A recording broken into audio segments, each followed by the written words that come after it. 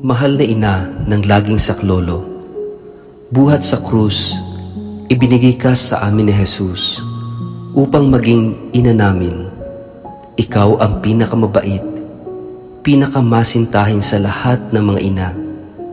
Buong giliw mong tunghayan kaming iyong mga anak, na ngayon ay humihingi ng iyong tulong sa lahat ng aming pangangailangan, lalong-lalo na ang biyayang ito.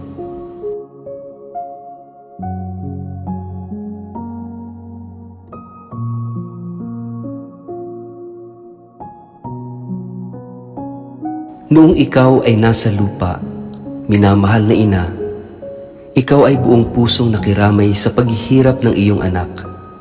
Sa tulong ng iyong pananalig at pagtitiwala sa makaamang pagmamahal ng Diyos, tinanggap mo ang kanyang mahiwagang kalooban.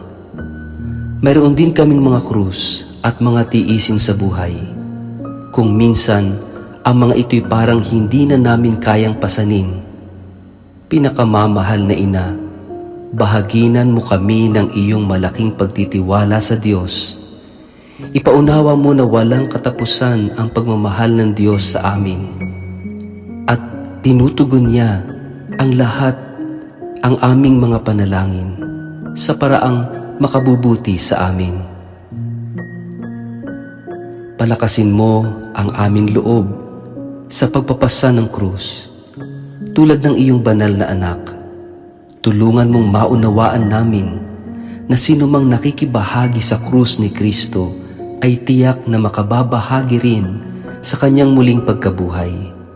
Pinakamamahal na ina, habang kami nababahala sa sarili naming mga suliranin, huwag sana naming malimutan ang mga pangangailangan ng iba.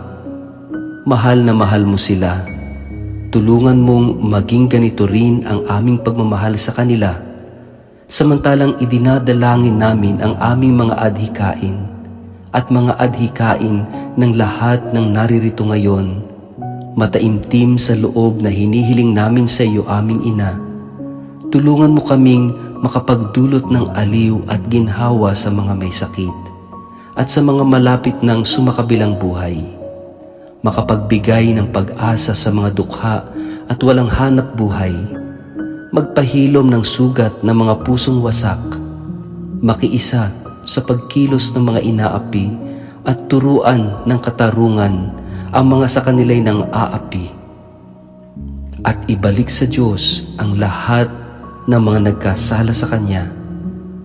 Pinakamamahal na ina, tulungan mo kaming umiwas sa kasalanan na naglalayo sa amin sa aming Ama sa langit at sa isa't isa.